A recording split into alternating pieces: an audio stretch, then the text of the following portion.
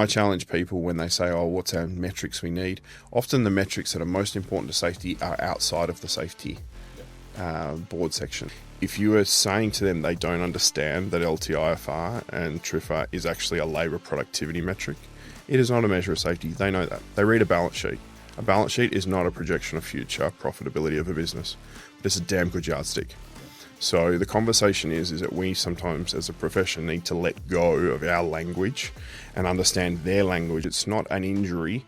If you're sitting at that table, it's capital leakage. I used to manage a $20 million workers' compensation portfolio. Some people run away from that, but actually to me that was critically important because the business was a very low profitability business. So every dollar that went out the door was, in effect important. If I'm talking to investors and I'm talking to capital markets, they're all super focused on growth. That's fundamentally what they're looking for. How does safety fuel growth, which is about enterprise value and value creation as compared to defensive? When someone talks to you, if they understand that you can speak at the next level, they will engage you at that level. And the challenge is that often people struggle to meet someone else's perception and push through that perception and to really, act in a more strategic manner. And that comes down to language. Yep. When people say, what should we do for psychosocial safety? You don't need to survey people. If you read your budget, you know when people will be under load.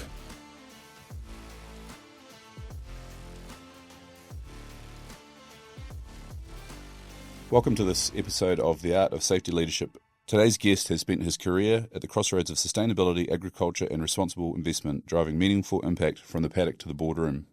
With deep experience in natural capital, ESG and safety leadership, Wade Needham works alongside some of the world's most forward-thinking executives, boards and institutional investors to transform how we steward the land, support the well-being of workers and shape resilient food systems. Welcome to the show, Wade. Thank you very much. Well, to get started, maybe a little bit of get to know you. Do you want to just tell us a little bit about who you are, some of your background, your kind of career thus far, and just give the listeners out there a bit of a sense of who you are and where you're coming from for the next hour or so? Yeah, certainly. Ended up in agriculture, but family first started in agriculture a while back. But yeah, I started my career in civil construction, so over in Western Australia, progressed through to resource construction, so building mine, port, rail and associated mining infrastructure. Then came across to the East Coast and supported on the West Connects Tunnel project, joint venture there, and then transitioned to the head of safety, environment and wellbeing role at Serco for 3 years through the pandemic. And then after that was looking around as to what is the next challenge and then started in the agriculture space. So it's been a pretty diverse journey and a bit of a ride, and then started with safety, picked up sustainability, transgressed through to risk and enterprise risk, business resilience, and now look after a lot of non-financial risk in that space. That sort of intersection between capital markets and institutional investors, joint venture partners in Australia, and then also customer journeys and insurance and everything in between. Let's call it. So, that's super fascinating. I think it's quite a unique lens on safety that probably people out there, whether they're senior safety professionals or board governance professionals, C-suite executives, etc. How have you seen throughout your career, I suppose, thus far, some of the traditional lens on safety versus perhaps how you're looking at things?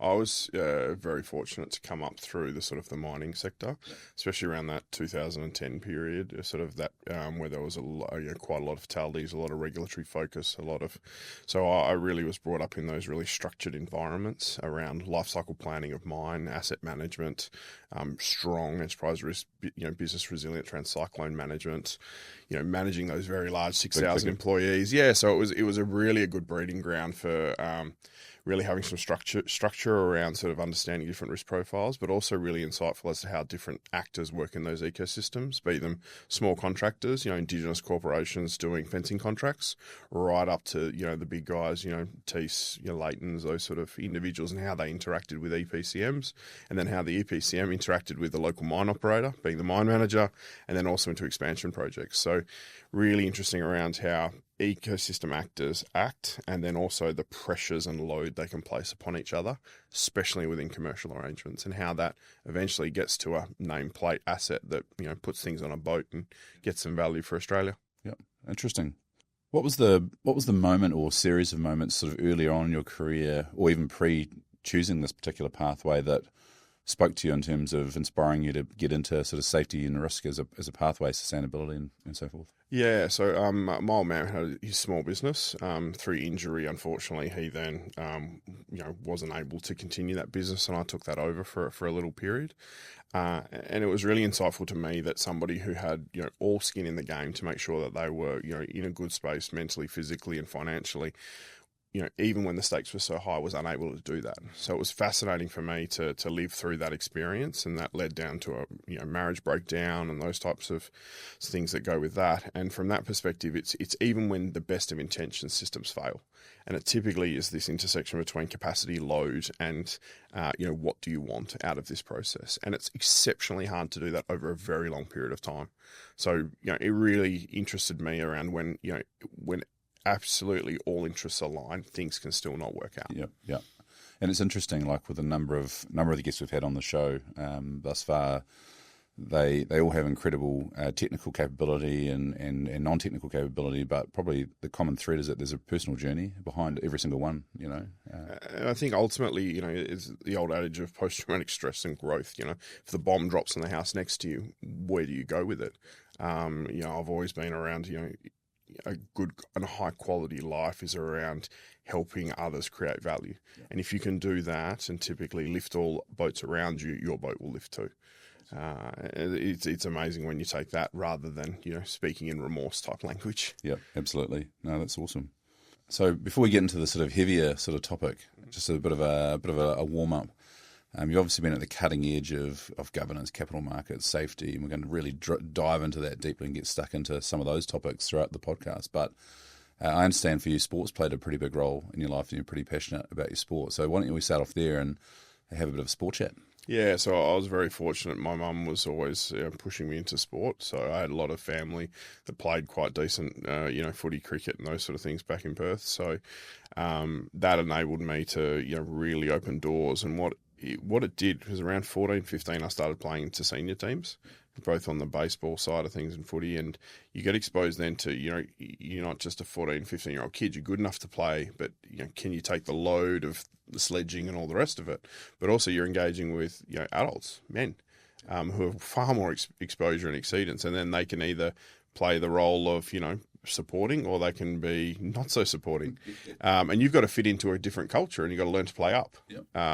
So that was quite formative for me around, being exposed to individuals from very different industries, having very different, lifestyles and those sort of things. And especially in baseball, working through how do you fit and what does performance look like? And then engaging with an adult coach versus a kids coach is very different. Yep. So I had a fantastic kids coach, a guy called Craig Adeek, and he actually started playing seniors as well. So that transition was really easy for me over in Balcatta. Sport was huge because it enables you to understand, what does high performance look like? And also there's personal accountability. Yep. You hit 18, 19, you can't rock up hungover and play. Yep. People rely upon you. People need you for their growth as well as you need them. And ultimately all the high performance conversations typically come from sport or military, and a lot of it. So it's a really good ground for both lived experience, but also for understanding there's different types of people out there and what does success and objectives look like. So. And it's been nice to, the young fella coming through Auskick and those sort of things. Daughter did some tennis. So, to see sort of those coaches and those people, they're still in our grassroots sport. And it's fantastic to see that they do want the best for our kids. Yeah. So it's great to be involved in community sport.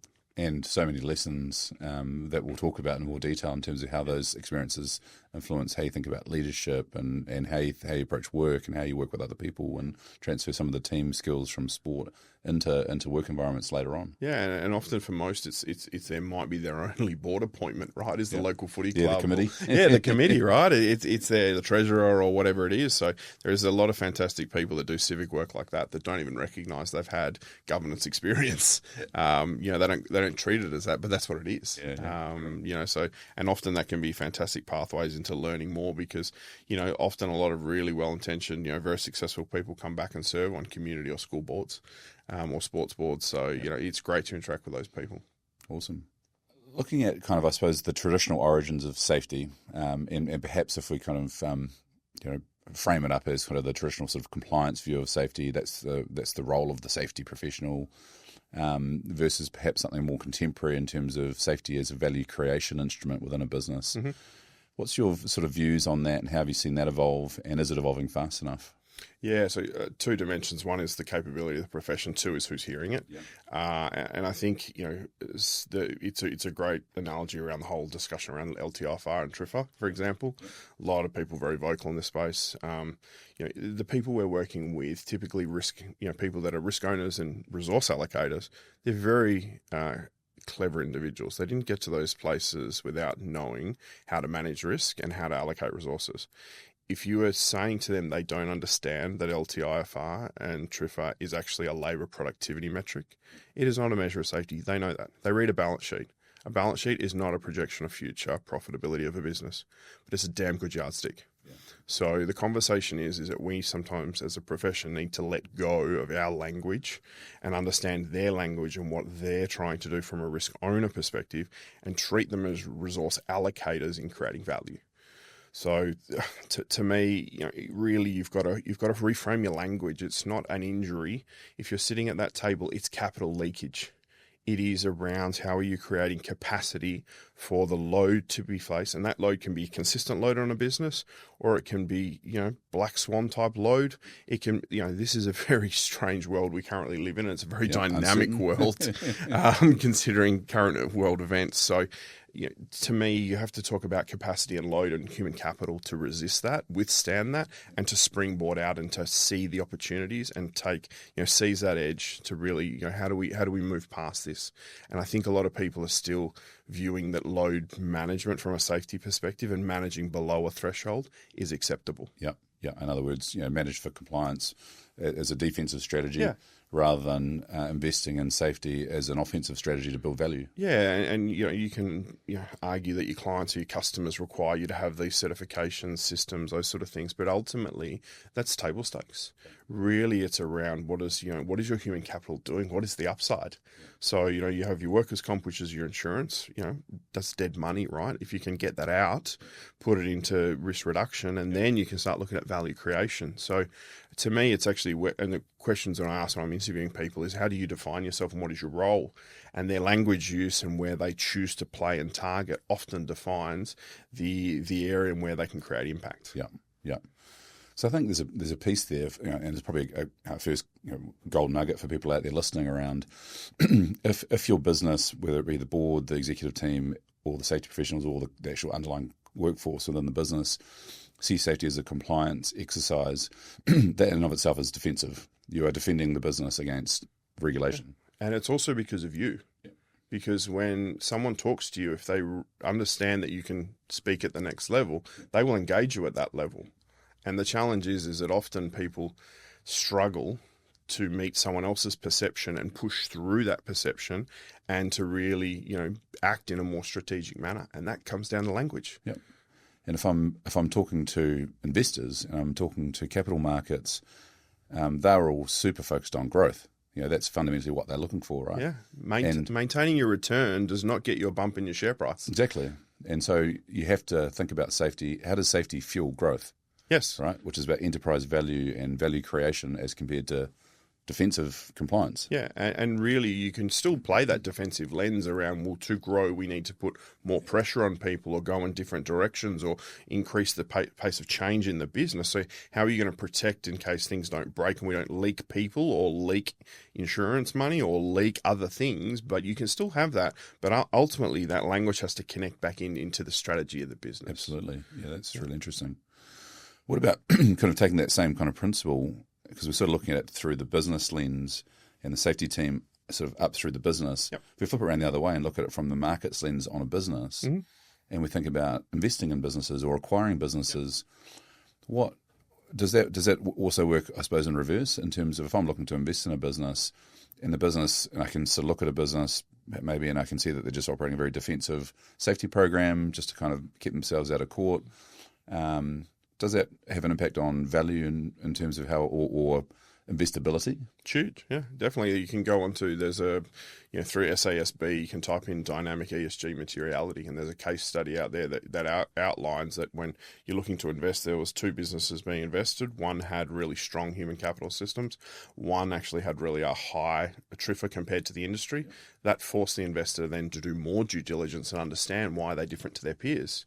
And so it's not a case of ruling it out if you have a high injury rate. It's the question of, well, why? Yeah. And then that led to discussions around the productivity of labour, how well things were managed, turnover, structures of employment. So it's an indicator, and most good investors will tell you that they, just pinch some current language, it's a vibe, right? Yeah. You walk into a workplace and you can feel it. Yep. So most investors and individuals who are making those decisions want to go on site, want to look through what everyday workers have through their lens. If it is a nice, clean site, things are, working well, people are smiling. Because, by the way, when you go and do an audit, you can put the posters, you can't force people to smile. That's right. You can't force people to have lunch together and watch those types of interactions. So, there's a really hard and fast due diligence checklist requirements that investors go through. They look at the ESG ratings, but they're also looking for those soft indicators as well. So if you're a board governance professional out there, you're in the C-suite and you're stewarding a business towards an exit or an investment round or something like that, you should be checking in with yourself around, have we got a balanced approach to our safety and risk profile from a defence, offence, or are we purely defensive, and are we leaving value on the table by not having that balance? Yeah, and the question will be asked through, okay, we're going to pay you a multiple of your EBITDA. How resilient is your business to get there? That's the true question that will be asked. And if you can't articulate through your human capital how they're going to grow, shift, change, improve, you are leaving opportunity, because it's not plausible as to why you're going to triple your business in 5 years. Well, the people around the table need to grow or be replaced. What's the strategy?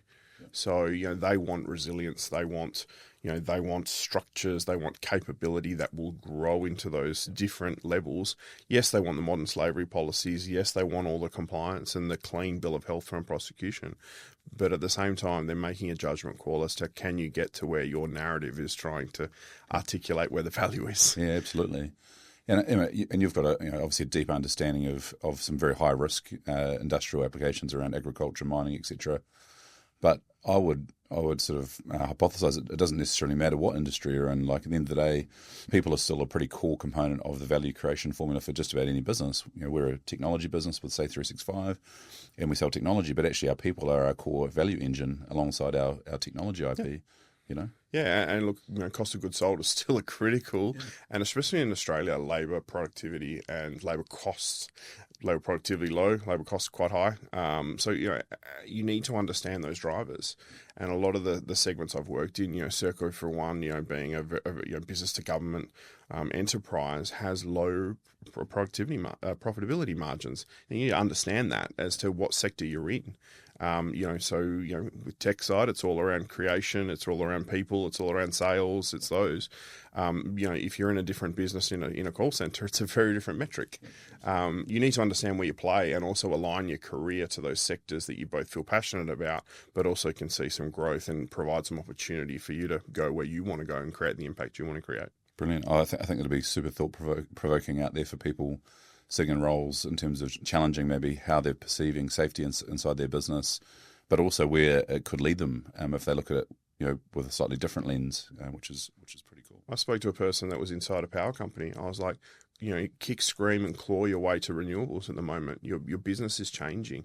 Start understanding the life cycle of those renewable assets, get in with the project managers and engineers that are designing, constructing, and then operating those. Like, that is your growth. You can then go from a senior advisor to a manager and build a team out as that portfolio grows. That's why I went into mining, because, 2010, that's where the industry was going for the next 5 years. We're going through a boom phase to support China's growth.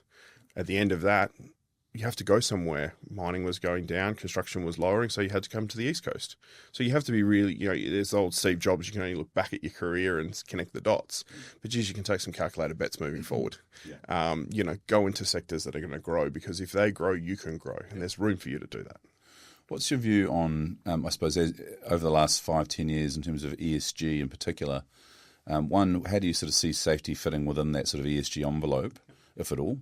and how has that changed, say, over the last 5-10 years in terms of the ESG thinking behind investing? Yeah, so ESG was a PR shield, really from to start. Then responsible investment and the principles for responsible investment came in and really changed the game around the institutional leaders. Institutional leaders then, through things like the Task Force on Climatic Disclosure, push for greater transparency around those material ESG risks that can affect profitability in the near and the long term. That's where it really changed. So I would say ESG as a broad category or basket of risks is primarily still very much climate related. It is transferring slowly to nature related, and really this language of risk and opportunity, you need to look at impacts and dependencies. What is giving me a lot of hope right now is that, there is a task force for inequality and social financial disclosure. The technical scope has been released, the people in scope has been released, and it articulates that, there is clear dependencies that businesses have on human capital to generate a return. Now that comes directly from some great thinking that was done around integrated thinking, integrated reporting, which is a structure and reporting standard that it now sits within the IFRS, which is the International Accounting Standards body. So those are the, for lack of a better term, rulers that will drive and allow institutional investors like pension funds and superannuation funds, which is your and I contributions, to generating what does a stakeholder capitalism look like. Now that will swing pendulum. You can see the US right now; it's probably swinging back. Other countries, the trend continues and will maintain greater transparency, allows better asset allocation around acknowledging that focusing on ESG risk is critical for long-term success.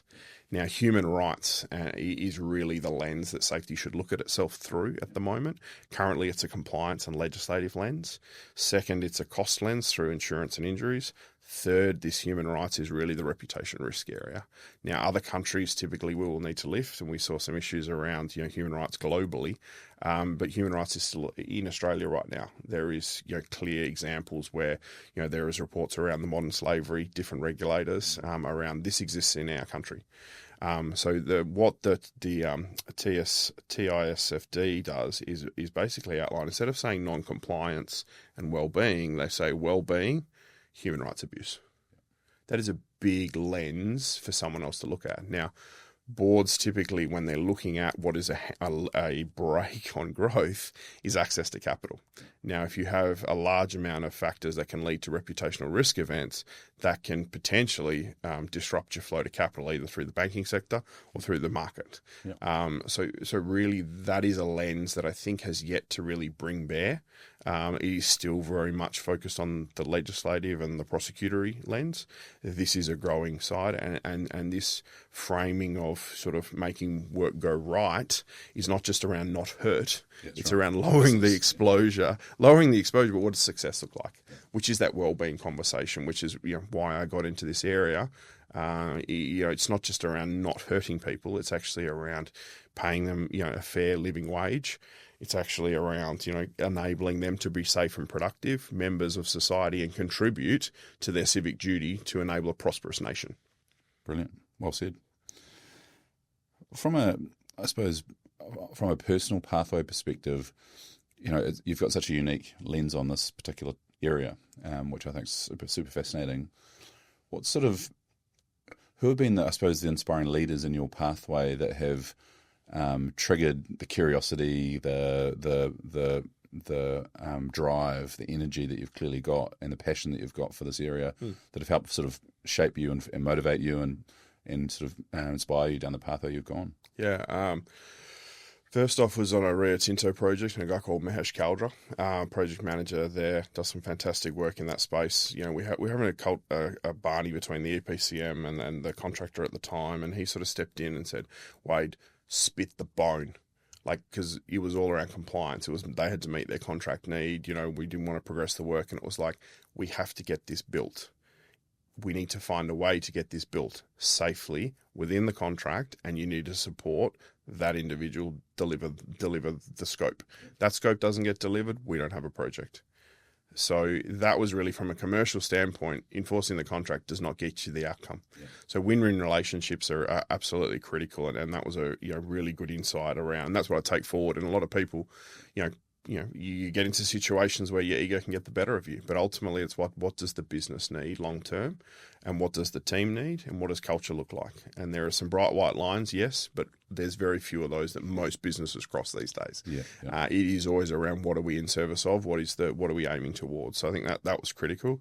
And then secondly, I worked for a gentleman called Graham Brown, again over in the West, around two of the projects that I worked on, and he was amazing at bringing teams together and refocusing on what's critical, what was important. And, it's really easy to get lost in those big mega projects around schedule issues. There's problems, there's schedule chicken games that go on, there's politics, it's really hard for a lot of people to deliver. He was really good at a compelling narrative, focusing on the critical few things that are important, harnessing that team, and then building that capability, and then showing everyone that they could see themselves as part of that.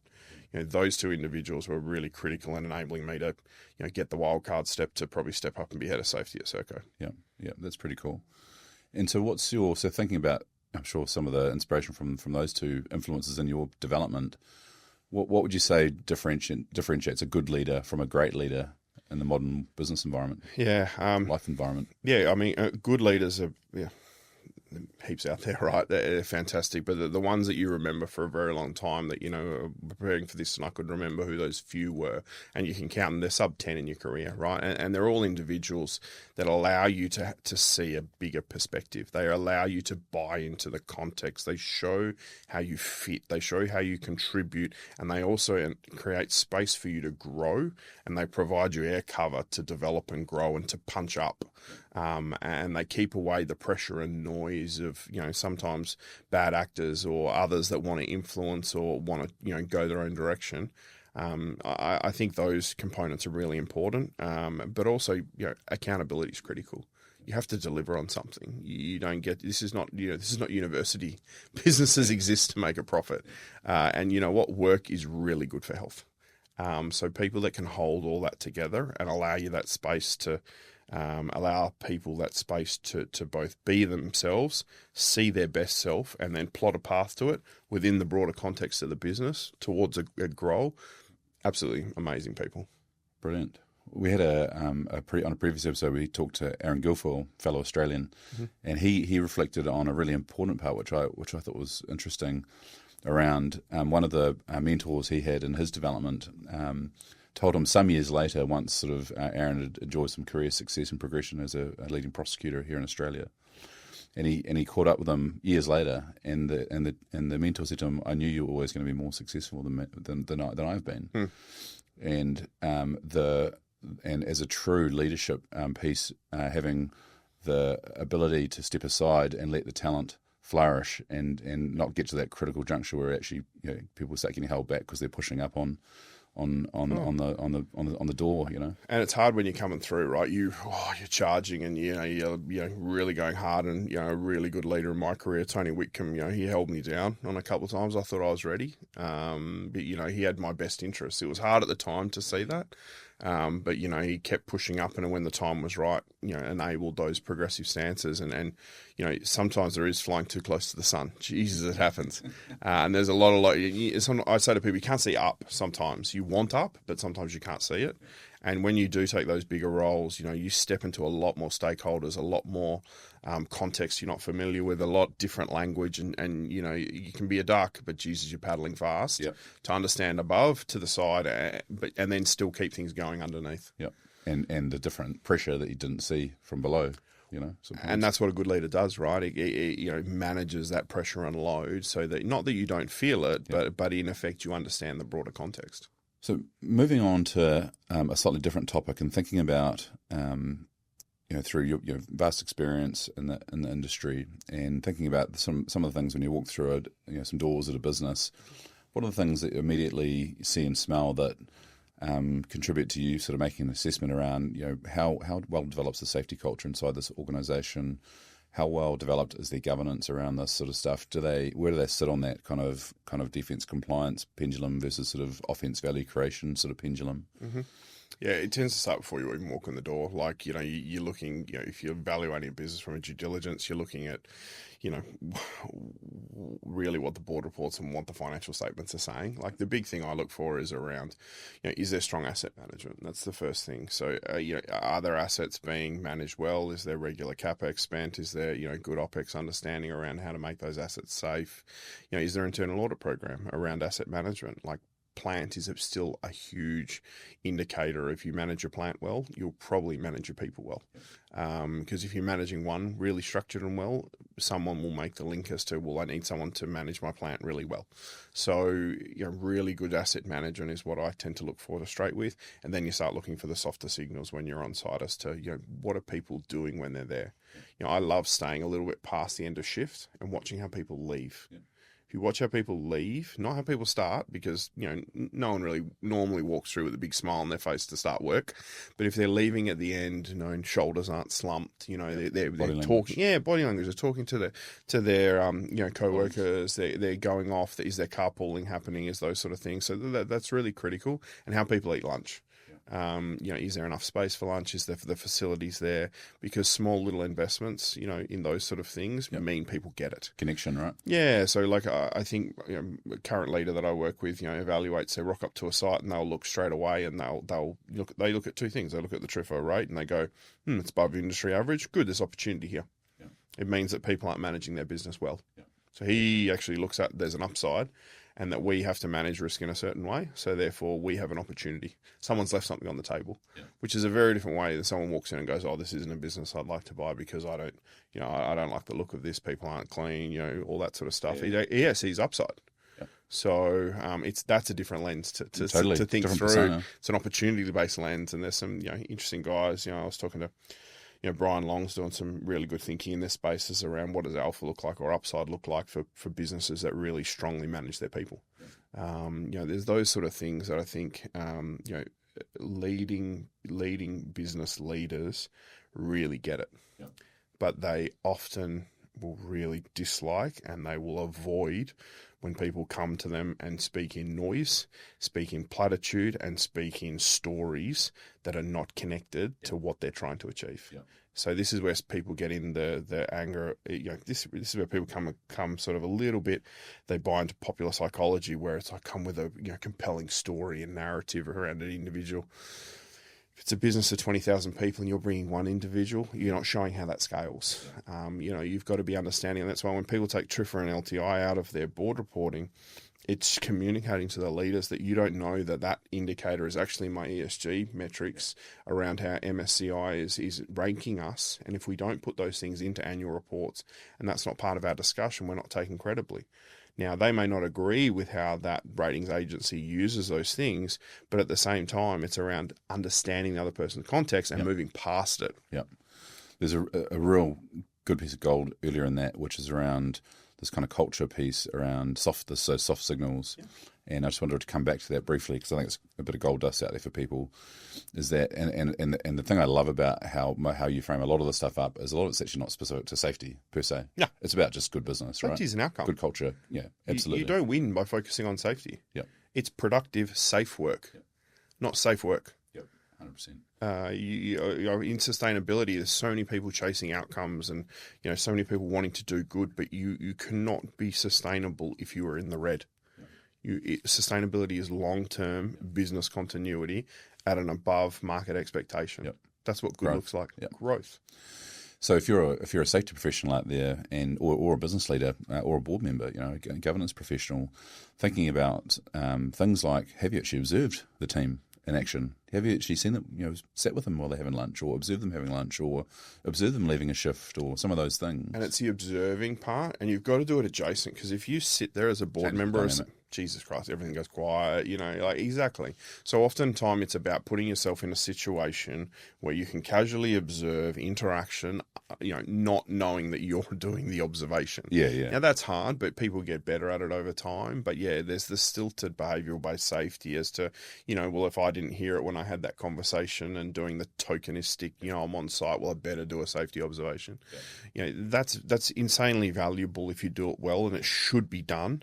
I'm not saying, those sort of things shouldn't be done, but it is around forming a rounded perspective from your observations and using all your senses, not just around those things that process makes you do. Yeah, absolutely. And that's I suppose that's the fine line where in really negative culture it's sort of perceived as sort of spying on the team type stuff, but actually a good leadership is actually a functional, valid, authentic observation to inform that. Yeah, but also, it's perception, right? You want to know the information. Like going through due diligence to sell a business or to buy a business is like nth degree spying. But you're going to meet up and form a view of what you need to do. So if you would do that through purchasing or selling a business, why would you not do it on your own business? Yeah, did right. I'm not saying be unethical. Yeah. But like through the Hayne Royal Commission, the APRA review of CommBank, like culture eats policy. Yeah. You have to understand, that policy is only important when it's lived. Yeah. So how are you debasing yourself of, the paper view of the world? Yeah. You have to create that, and you also have to acknowledge the shadow you cast. Because when you sit in those rooms, you get a filtered view of reality. Totally. Yeah. Absolutely, and you can do it in a way that, to your point, it doesn't erode trust. It's a positive, constructive process. No, and if you wanted to go and talk to a maintenance supervisor, questions should not be straight up. What are the things that can kill you? It should be, how's your preventive maintenance program going? Yeah. How many members of your team are you waiting on any to be recruited? What's your load like? What's on your mind? Yeah, what's on your mind? What are the things that are stopping you being the best you can be for this business? You can talk about the 4 Ds if you want, whichever framework it is, but get past, look at the organizational load that you're putting on individuals and protect those people that are carrying load. Because those people carrying load are critical, and they're the first to leave your business. They're your canaries. And when those critical people that can hold load and deliver productive work, they leave, then it's a downward spiral pretty quick, because it's very hard to attract them back into the business. Yep. And the negative referral as well that comes with it. Good leavers carry. Yeah. We've examined quite a few different, there's a lot of component parts, right, that ultimately drive this intersection between good governance, mature safety, and capital markets. You've got a really unique lens on it, and there's a lot of moving pieces, a lot of stakeholders involved. What's your advice for the folks out there listening to this particular episode around how they need to, or how they could work to kind of get that alignment of all those various stakeholders? It could be, for example, working on something like workers' compensation, for example. Yeah, I mean, everyone hates paying workers' comp, like it's dead money, right? Yep. I think, I'll give an example. So I used to manage a $20 million workers' compensation portfolio that was within the safety. Some people run away from that, but actually to me that was critically important, because the business was a very low profit ability business. So every dollar that went out the door was, in effect important. Yeah. So insurance is a very easy way to add straight to the bottom line when you can understand those things. So what I saw was a scheme and a system and an ecosystem of actors that were not very well aligned to everyone's interests. And internally, people didn't understand the opportunity that this presented. So worked really hard with both the insurer at the time, so QBE, EML, worked closely with our broker Marsh, but we also created an ecosystem of providers that would support at different touch points as part of the injury journey. So, there is a view that, safety only exists to the point someone gets injured and then it forgets and then we just keep focusing forward. No, there is a back end. Yeah. And there's a back end. The cost of people is huge as well to the business. So that's a labour productivity question. So to me, it was really around breaking down what were those critical points that you could intervene as part of that injury management journey. There's worked really closely with Robert Kosover at QBE, David Bacon at QBE, really understanding and improving my knowledge in that space, and then working out who are the right actors and who are the not just evidence-based practice, but who are delivering commercially. So, for example, worked closely with doing some pilots around the Navigator Group, around bringing, individual independent actors to support people going through the claims journey, leveraging the biopsychosocial model, overlaying that upon their experience of the claim journey and identifying those red flags to then provide a better return to work experience. So, but also, in the background, they were getting an actuarially view as to, did their evidence-based practice stack up and what was the commercial benefit. Now, they were wildly successful. So Paul Schmuckler and I, worked through those lovely challenges, but from an opportunity perspective, they went from looking after a very small cohort to a very large cohort and support most of the workers' compensation insurers in Australia now. So things work, but you have to look at, well, what's benefit. So Paul had to make a return, Navigator had to return, QBE had to make a return. So if we want a claims experience discount, we had to put some skin in the game, and we had to get the business comfortable. So we had to sit down with the CFO and work through these, group cost controller. Sandra and Helen were fantastic, as part of this, really open to where was the opportunity, and created that journey for them to go, well, here is the 5 years where we could be. Upwards, and we went on this journey, found out the right people, brought our teams together, established some standards. So Andrew Moscow was head of workers' comp at that time. He was brilliant in creating standards, processes, and linking into that finance side of the business. Then we worked on the leadership and crafting the narrative as to if we could save this in workers' comp, leveraging all these actors that believe in this. This is what this could mean at a contract value, at the bottom line. We went after it hard and we got there. We didn't get there through, playing, the nasty games you can play through lawyers and others. We went through there, being signatories to the health benefits of good work, showing that work was positive. Constructive, showing that, there is, to retire from work through injury is not a very good pathway. And that still exists in a lot of industries today, especially first responder industries, and EML have done some really good work in that space. So that was one example, but the absolute beautiful part was it's still money and finance. How do you get your people teams involved? So one of the things that often we do is job dictionaries, and that's really around just a task, role-based hazard analysis, but it looks at exposure and looks at, well then, hold on, what is the risks that are present within this role or this specific exposure group to this group of workers? I had a big hunch here. This could improve recruitment. Yep. So I went and had a chat to the group services manager in that space, Will, and said, mate, I think there's something here. By the way, I've got an insurer that can tip some money here through risk management funding. I've got a great provider, but I want your people involved as to making this tool and template palatable for recruiters to understand this is what you're hiring for, regardless if you're sitting in Adelaide and the role's in Queensland. Yeah. So photos through risk analysis, Jenna too was fantastic in pulling together well before psychosocial became a code of practice. Yeah. The job demands model, building that up, and it was really a coalition of the willing. And Will then took that and showed that to different regions around the globe. So, that influenced the people life cycle through, saying, hey, there is an outcome here that the business needs, financial. Secondly, there is a better way that we can craft a journey for injured workers to get back to work and get back to their families and from a capacity perspective. And then how do we align the ecosystem actors that are all for profit, but they're going to align to what we need. Yep. And we're going to eventually bring our insurance down. Yep. Because insurers don't actually mind if the premium's lower. Yeah, because it means they're winning, right? They want reliable premiums. They don't want the sawtooth graphs. So, and, Rob did some fantastic work about, with QBE and taking the risk management funding model and building a cohort of, services that can actually support businesses get better. So it was like, how do you plug these things in to support what stage of the journey you're at? Well before, say, 365 came along, unfortunately, we had to build it ourselves.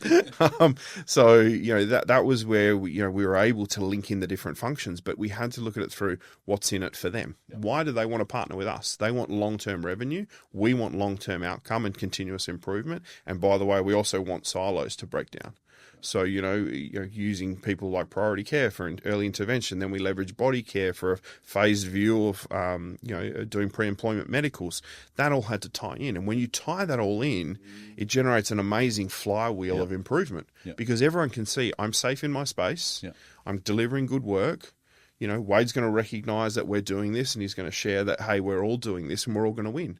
So that became our model moving forward. And those people I still talk to day to day. And when each business I'm working with is at that maturity point, it is quick pick up on the phone call. Yep. Hey, they're ready. By the way, I need the business case. Send it over. This is the key data. Outline how much you'll save. Get the Finity report out. And then let's go and let's create some impact here. Yeah, brilliant. I mean, it's a fascinating example in this and in that instance around workers' compensation. And you mentioned in the sort of lead into that example that workers' comp is probably one of the first things to look at in terms of the opportunity, right? The upside available. From a broader, I suppose a true cost of harm perspective, you consider all the other different line items that sort of start to kind of layer up around safety. On one of our other episodes, we talked to Crystal Danbury up in the UK. Crystal's head of safety and insurance, again linked together for Sainsbury's Group, and she talked about and is very passionate and has got some great expertise in this sort of true cost of harm world where people look at insurance, and sometimes that's where it stops. But actually, when you start to layer up, the kind of the onion skins of costs that actually are there in terms of how many investigations are you actually doing in an organisation, and what's the cost of that every year, and on it goes. What's sort of your take on that? Yeah, and it is the string is quite long when you start counting it, and there is not really a good global framework right now to outline true cost of human capital, right? Cost and upside, right? It tends to be that secret sauce. It's the black box sort of thing, but to me it's a true what is the people risk cost, and understanding that, because most people from a safety management perspective, you're in an administration function and you're there to support operations and enable them. But sometimes we fall in love with the problem, right? Or we fall in love with the methodology. We don't fall in love with the outcome. We probably fall in love with the assumed scope of what we can and can't do as well. Exactly. Yeah, and most people say I'm here to put myself out of a job. I'd argue most people's actions actually keep them in a job. So you need to be, well, what is the business there to do? It's to enable productive and safe work. Those are those two things, and critically, I don't think people often have the balance sheet experience to bring that together. And I challenge people when they say, "Oh, what's our metrics we need?" Often the metrics that are most important to safety are outside of the safety board section. So, if you can project your cash flow and your cash flow is becoming tight and that's close to banking covenants that you're under based upon your lending needs, market is under pressure, that you're going to go into a heavy load period. There is not going to be much resources. So, your forecast will dictate your load profile because that will squeeze your OPEX, squeeze your CAPEX, and then that can create problems moving forward. So, often when people say, what should we do for psychosocial safety? You don't need to survey people. If you read your budget, when people will be under load. Yep. Now, we can't obviously project divorces and all those other personal factors, but when we look at work design, work factors, we know the load. We know CAPEX, we know OPEX, we know budget, and we know how long it takes for us to hire someone. So if those things start driving people away from our business, we know what our time to competence layers are. We know what our recruitment is. We know people are going to be underloaded. Yeah. If you're sort of, I suppose, having a bit of a navel gaze at the profession, would you have a guess at kind of how many, even quite senior safety professionals have actually seen the financials for the organisation that they're pretty low? Pretty low, yeah. Yeah, and that's sometimes through design. Like, don't get me wrong, most people want to see the full board pack, but often, where most people are, they will never see the board pack. Yeah. They will write their paragraph and it goes up. Sucked into a package or whatever. Correct. Yeah. Or they may have to come to a committee and outline one specific point or provide things. So, often, unfortunately, board reporting typically is around a way for a CEO to focus the board's attention. Yep. That is the CEO's job, to focus the attention. Secondly, it is up for the board to push through past the CEO to say what's important to the broader stakeholder of the business, which are the shareholders or whatever the unit is behind that, government or others. And there's a tension. So you've got to recognise that not always do actors want you to be your full self at those areas. And they have, if you look at the, let's say public company, you go to your annual report, there will be a lovely, materiality map. Right? There's 20 things that they're looking at. And often the game of a CEO is to manage those 20 within an acceptable threshold and focus key attention as to where do I get the support resources to enable where we want the business to go. Safety is not normally part of that growth conversation, so it is a downside protection. And if you don't reframe that and you don't build those relationships and those stakeholders around the CEO to enable that conversation, can be MD, can be whatever the leader is that you're looking at, you need to work out what are they trying to, or where do they fit and how do you enable them to fit better and to show that they're part of the next iteration of the business. Yeah, and so that's a gold takeaway, I think, for people out there, to particularly the safety professionals listening in, because the CEO is not going to walk through the door and say, "Hey, here's our balance sheet now, P&L. Can you have a look through this and tell me how this might be impacting our safety performance or our future safety performance?" Yeah. And so it's about the reframing, I think was the word you used, about how can I make the case so I can start to unlock awareness within my executive suite and through them, the board, to start to understand the interrelationships between these different factors within a business, and ultimately, in this instance, how they contribute towards safety outcomes, but also how that all then contributes towards value creation, sustainability of that value. And it's easy to say, well, I'm not close to the board. Well, sorry, if you're a part of a construction project, schedule is critical. Schedule, cost, materials, right? You need to show how you are future-proofing that project to enable the schedule to be met. Think of the key driver. What is the outcome we're trying to achieve, not what are those outcomes you're trying to prevent. And if you can flip that and understand the outcomes that the senior leader and whatever your business unit project site needs to show how you connect into part of that, as well as understanding what the broader safety management system needs to deliver. Understand the tension, but and often when people go, well, what's your role? I sort of say, I'm a bit like a chameleon Mary Poppins. You have to float in when you're needed. You have to shut up when you're not, and you have to change colour depending on who you need to be at that time, and look both ways. Look up, look to the side, and look down. And you need to have your head on a swivel. And a leader said to me, I was speaking to Rani from Priority Care yesterday. He's like, he gave me a great analogy. He's like, I'm like a laser level. Like I'm always focusing, when he's spinning around, but sometimes I've just got to shoot that line, and I've got to fix that part of my business to deliver better for my customers. I really like that analogy. So, just because you're not near the board doesn't mean you can't align to the business outcomes. Doesn't mean you can't read the annual report, pick up on that language, and work out how you fit. Yep, and then reframe it back. And if you don't know where you fit, ask the question of your leader. If they don't know, go external to your business, speak to someone like myself and go, hey, I'm struggling to know where I can contribute, how I can fit into part of the broader context. I want to have that next conversation. Yep. Because it's a pretty valuable, the shift in that for people out there in a personal development and a career progression and actually just the career satisfaction is immense, right? Like there's a total difference between turning up and making sure that, getting a gratification that, no incidents happened today or no one got hurt. That's great, that's noble, and that's important.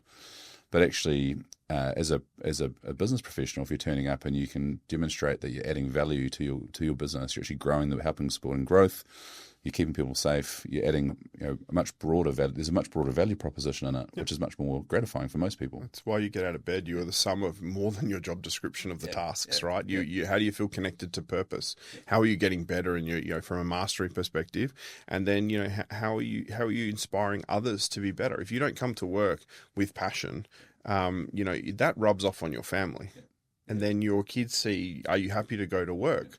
How resentful are you for the opportunities you have? So to me, you have to see the upside, but also if you're in a situation or an environment which is not conducive and not allowing you to be that, it's contingent upon you to leave. Yep.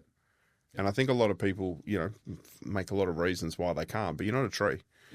Sometimes there are going to be businesses that don't respect what you do and will put a glass ceiling on top, but you don't have to be there. So, it's not all, there's been some very hard parts in my life where I've had to leave roles because I got to the top of what I could contribute. Yeah. But if you're true to yourself and you want to deliver impact, and you want to deliver a lot of impact, you have to go where that growth is. Yeah. And I think one of the hard things about that, I've been through that journey a little bit myself, and I think one of the hardest things is that the people around you don't necessarily understand that. No. I think there's a really good point in there, which often doesn't come up, but I think it was really worthwhile just coming back to. And that's the impact. We focus a lot of these conversations, and we're all passionate about the job and the task and what we're trying to achieve, the outcomes, but actually the impact on families, and how you're.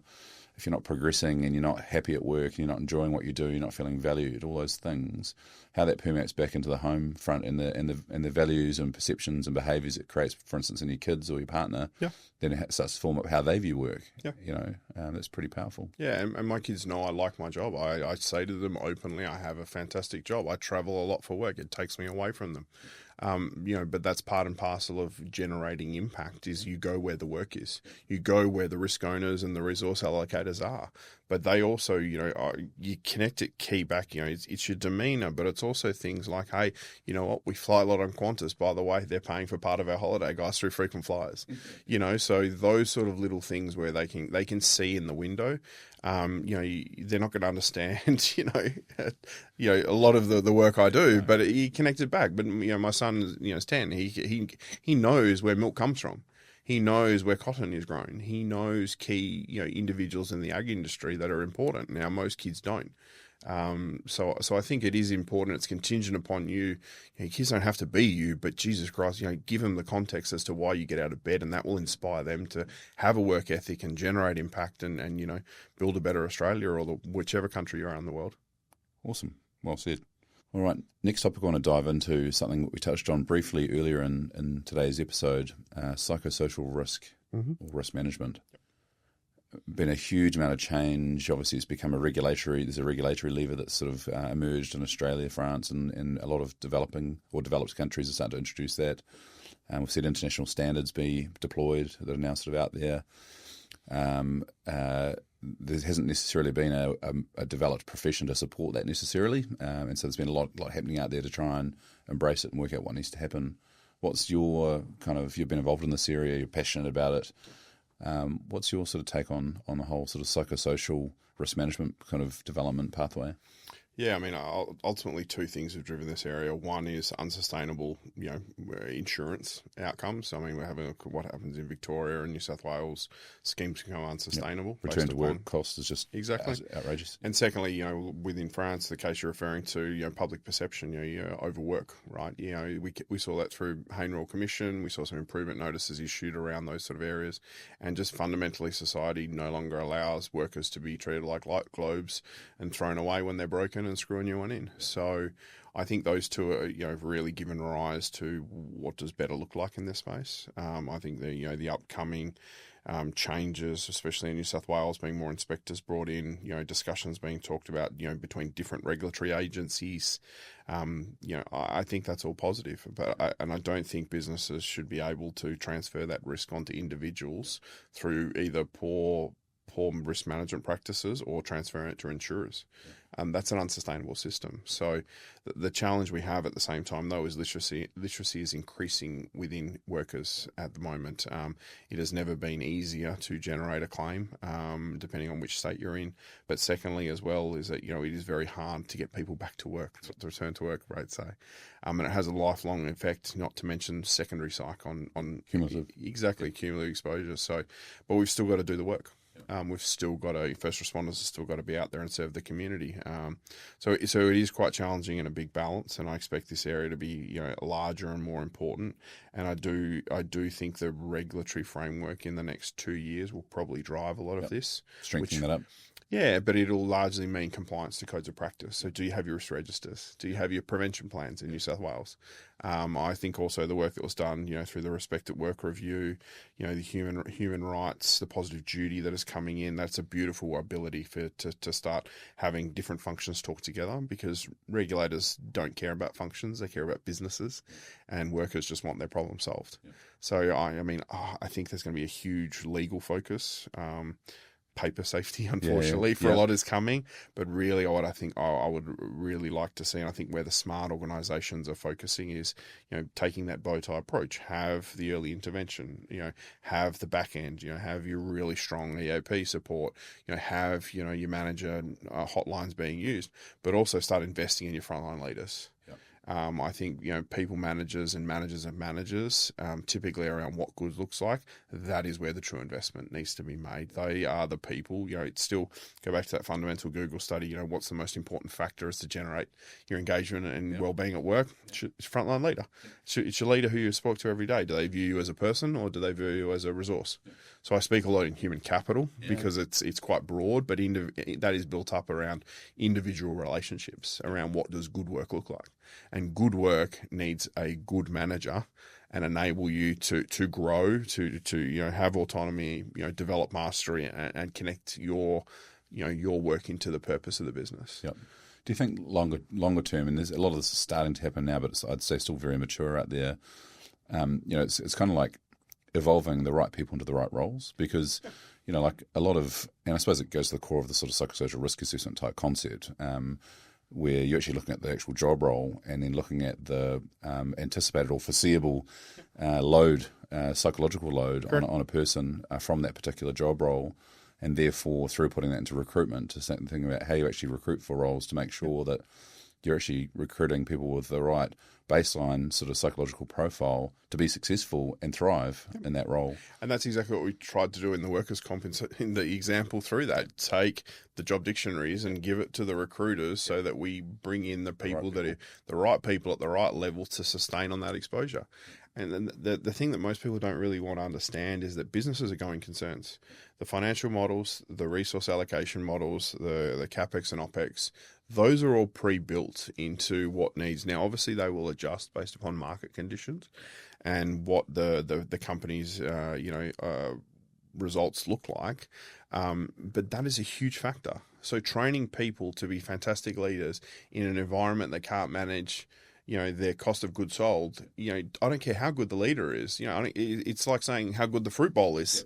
So the challenge here, it all needs to work. And that means businesses need to be sustainable and generate a return on investment at the right level. The challenge is when it gets out of kilter. And it's really hard from a not-for-profit perspective, especially in those sectors like healthcare, where often people are very good nature. They want to do great work, and unfortunately, their reserves get drawn upon because the business isn't able to operate at a level that would enable everyone to get what they need from the interactions of people. Now, I also don't mean that we need to bring in socialism, because the biggest factor that's brought people out and increased their quality of life is capitalism. So I also don't think that we need to go and regulate everything, but we need to be able to create a system where people can play in the employment space, contribute to important areas that they're interested in, build autonomy and mastery, and get paid a fair rate of return. But it is exceedingly hard if you've got to pay healthcare and you've got to work 2 jobs. That is not an employer's challenge to solve that as a public policy, as well as there is some individual accountability in there. But it's very hard because of the market. But that employers also shouldn't have to take on the burden of either policy failures or where markets don't work well.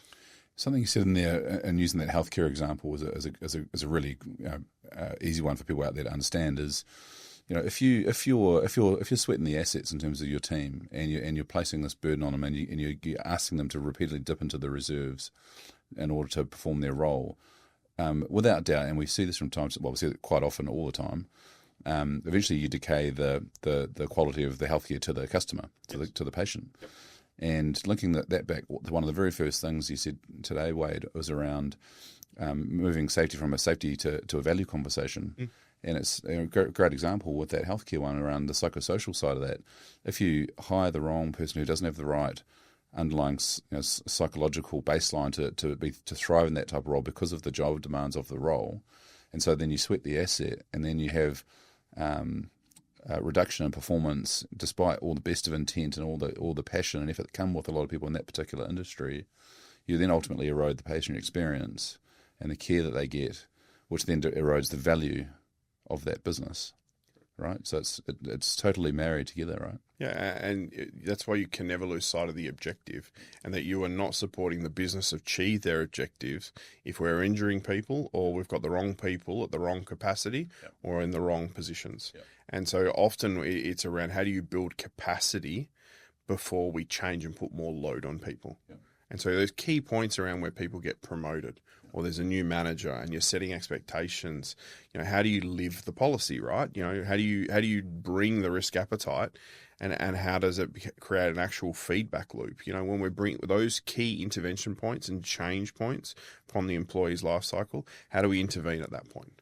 How do we create, that new manager? How do we give them a roadmap before they get promoted, so they don't just become an accidental manager? Old mate left, you're the next best technical person. Let's chuck you into a manager role.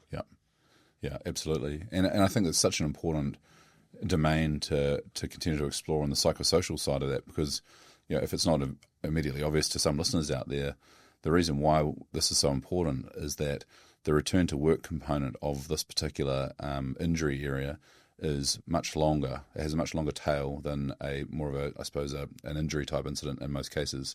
So, blood and bone heals a heck of a lot faster than recovery from psychological trauma. Yeah, and most people try and squeeze the current acute safety exposure event type and then push psychosocial through that lens. And it's a triangle going through a circle. Yeah. It's an exposure conversation. It's a longitudinal conversation. It's around capability and capacity, but also it's a multi-segmented because there's 14 different risks as part of that category. So when people say psychosocial, they actually say one thing, but they mean 14. Yeah. We've got to get past this word psychosocial and start getting more comfortable into the definitions.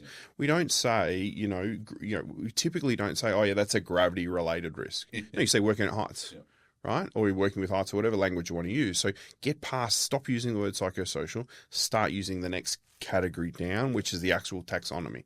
Now you can use, the ISO 45003, you can use code of practice, whatever you want to use, but get people comfortable. Change the language with whatever resonates in the business. Yeah.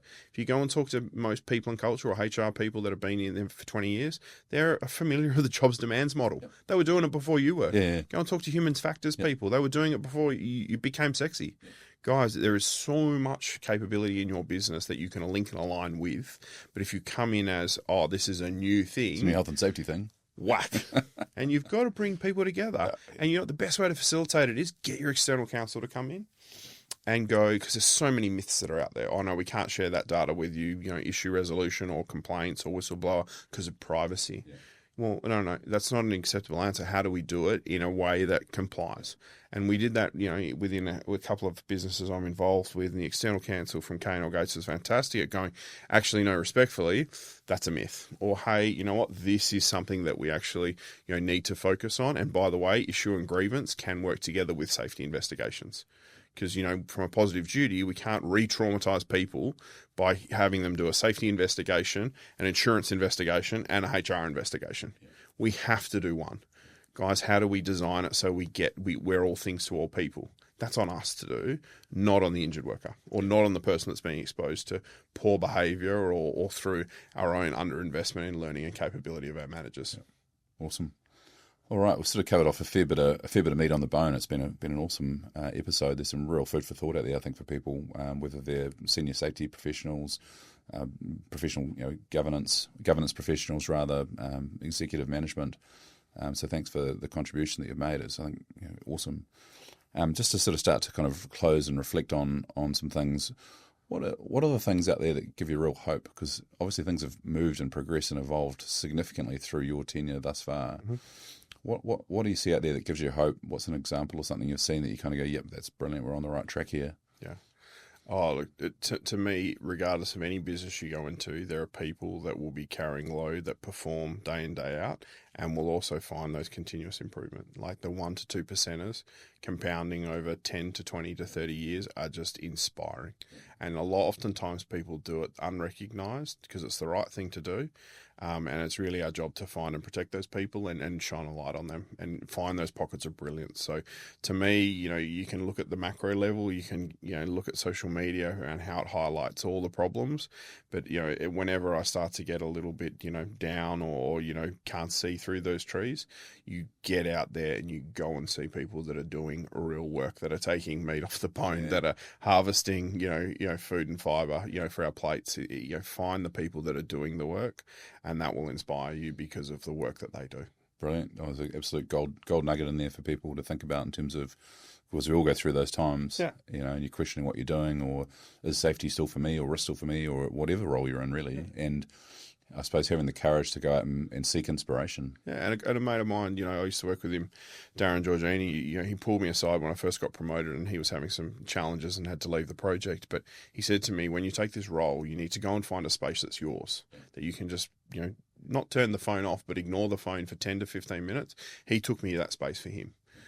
He showed me that it was safe to do that. It was safe to have some self-care, very, 12 hours a day, plus overtime and plus the wet mess and gym and study and all that.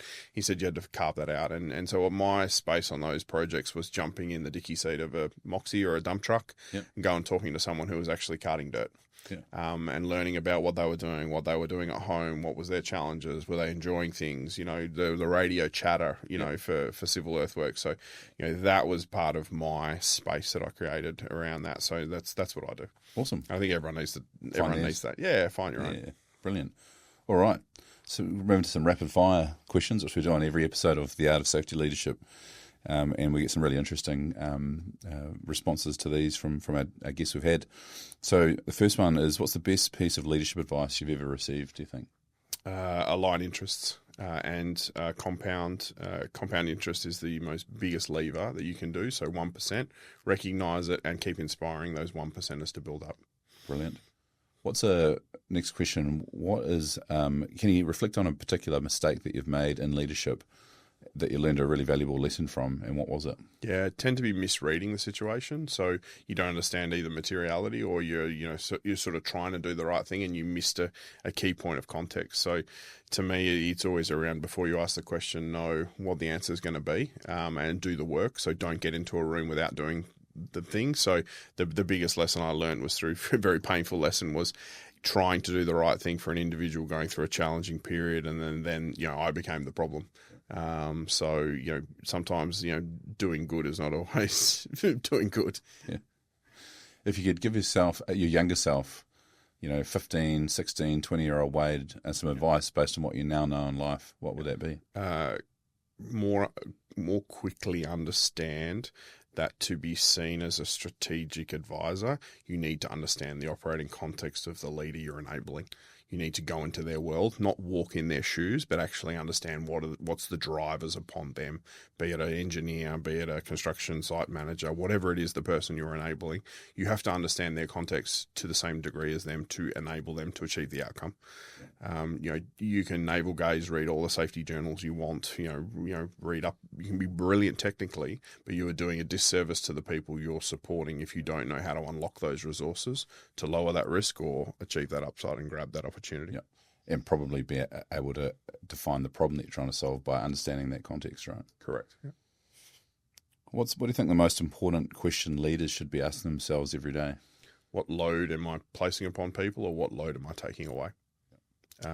Typically we tend to hand out tasks or send emails.